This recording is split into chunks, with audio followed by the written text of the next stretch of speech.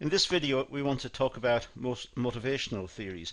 Well, more particularly we want to talk about that of George Elton Mayo's Hawthorne experiments. This is one of the most famous pieces of writing in relationship to motivational theories within organizations, and one which is often quoted. So it's important to understand the outcome of the experiments, what they were and what they achieved.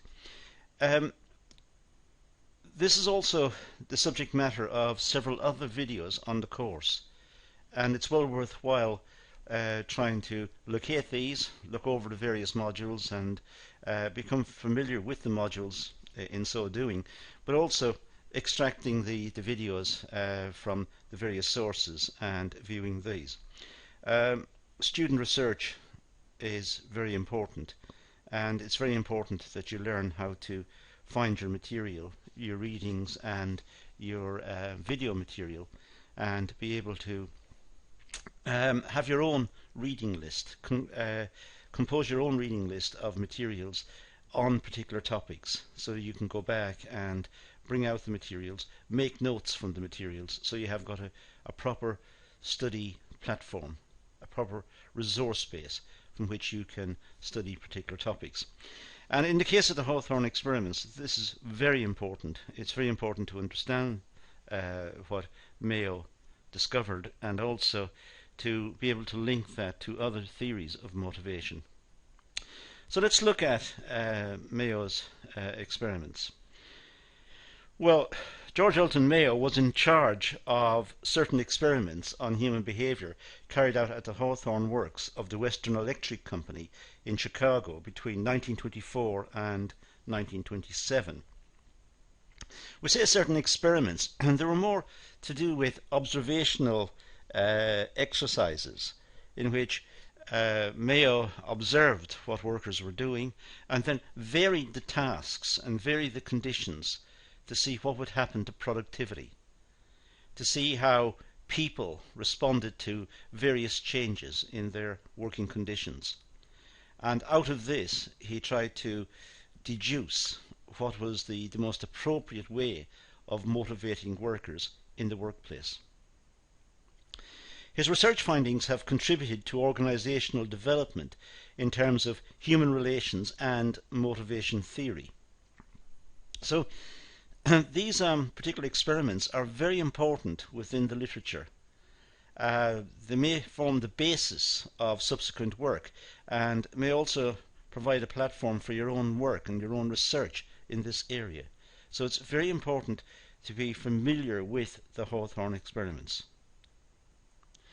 Now, based on Hawthorne's experiments, Mayo concluded the following. I'm not going to go into what he did exactly in the experiments. That, as I said, is the subject matter of other videos which you will locate and study. But this is the outcome of what he observed. He observed that work is a group activity, that in a sense people like working with other people. They like social contact. We are social creatures, and we like to have contact with our fellow man. We don't want to be isolated. We don't want to work in solitary conditions. We like the idea of having some interaction with other humans. So it's a group activity. It's a social activity, work, to some extent. It means that people are able to see others and relate to others and have some human contact. The social world of the adult is primarily influenced by work activity. This is a straightforward, almost statistical fact. We spend a lot of time at work. We may work 8 hours a day, plus we have to get to the place of work, so it might be an extra hour on each end or whatever it takes. So maybe it's 10 hours a day. So we've got 14 hours left, and we sleep 7 hours maybe. So we've got 7 hours left in which we have to do housework, shopping, and perform various tasks required within the community and within the family. Look after the house, paint the fence, and so on. So we have various activities. So work is a very big component of our life. And that means that work influences us. We think about work. Even when we're not there, we're thinking about it. We know we have to go back to work. And it's constantly on our minds. So the social world of the adult is primarily influenced by work activity. It's a big influence in our lives. The need for recognition, security, and sense of belonging is more important in determining workers' morale and productivity than the physical conditions under which he or she works. So we desire this idea of recognition and security and sense of belonging. We're leaving our homes in the morning where we feel a sense of belonging and security, and we have status within the home. As a son, or as a father, or as a mother, or daughter, or whatever it is we are within the home, we have that experience. So we have these components within the home. But then when we go to a place of work, we want to have essentially the same type of sense. We want to belong there. We want to be recognized as a part of that new environment, to be recognized as important within the environment. And we want to feel secure, not just in terms of the physical security of the place. We're not going to be hurt or damaged in some way because we're working there, but we want to feel secure that our future is relatively safe. We're going to have an income at the end which will help us pay for living expenses and enable us to function in life. And of course we want recognition. We want people to recognize what we do. We want, there's an element of status involved, and we want that brought out as well. A complaint is not necessarily an objective recital of facts. It is commonly a symptom manifesting disturbance of an individual's status position. So sometimes when we get a complaint, it's not the facts of the complaint, it's the fact that it's challenging our position, it's challenging our competence or our relationship with others, or our relationship with the work indeed, in our competency to complete the work. It's a disturbance to us in the way we're working and the way we are presenting ourselves within the working environment. So a complaint is not just the facts of what happened. It's a symptom manifesting disturbance of the individual's status position. It's upsetting our status position. It's a complaint. It's saying we are not capable of performing certain functions.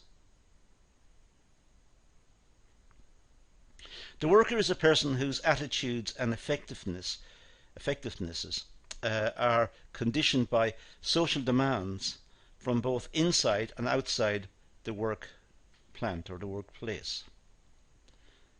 Our attitudes and our effectiveness generally is conditioned by the nurture elements in our environment.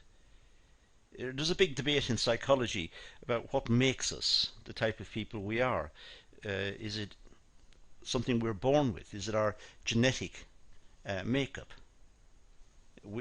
The psychologists call this the nature component. But there is a nurture component. Nurture means it's the experiences we've had over our lifetimes, the people we've met, the things we've done, the various experiences we've had, our education, what we saw on television, what we read in a book, the people we've met. These are what nurture us and influence us. And of course, when we meet a person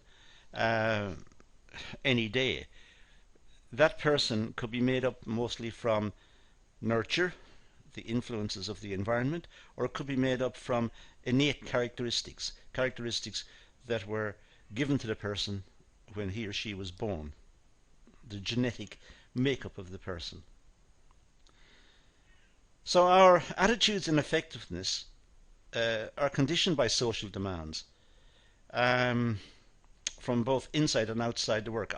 Our way of looking at the world is determined by the requirements that we face, both from work in terms of performing certain functions and learning skills and maintaining our position in the workplace, and also our ability to deal with the home environment and the social environment in which we find ourselves. So our attitudes and effectiveness are determined by what happens to us in work and what happens to us out of work. And these influences are constantly, in a sense, coming at us. These influences are constantly streaming towards us, and we're experiencing these influences. So we are made up partially from our working experience. Informal groups within the workplace exercise strong social controls over the work habits and attitudes of individual workers. So we have the requirements of the organization in terms of how tasks should be undertaken and how work should be organized and the processes that we should go through. But we also have informal groups. These could be work colleagues, and they have certain attitudes and certain beliefs, and that can influence us. It may be just because we meet them over a break time. We're having a break from work, a rest period, and we meet these people, and they tell us about their attitudes towards certain things. And because we don't have exposure to expert opinion at that time, we don't have access to news channels or to documentary films or textbooks or whatever, we are influenced by their opinions. So informal groups within the workplace can influence us. They can influence the way we see the world, the way we work, our attitudes. So work is a very important environment in which people, in a sense, develop. Whether they develop correctly, i.e., for example, in accordance to the norms of society, or whether they develop not so correctly according to some strange set of beliefs, that's another issue. There's also the issue of the effect of changing technology and changing workplace practices, and the effects that these have on us in terms of our approach to problem solving in the social setting and the way we see the world. If the working environment is changing rapidly, perhaps because of perhaps the onset of rapidly changing technology, then that influences the way we see the world. And this may influence the way we see the way we live and the type of products that we want and the way we organize our lives at home and our expectations of institutions with which we have contact. For example, expectations of the schooling system or of the healthcare system.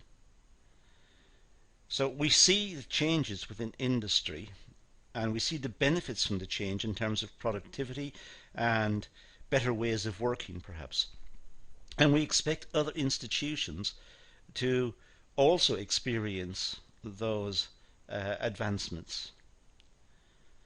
So we're constantly adapting to change, and the change that we experience most directly is the change within the workplace, because we spend such a large amount of time in work.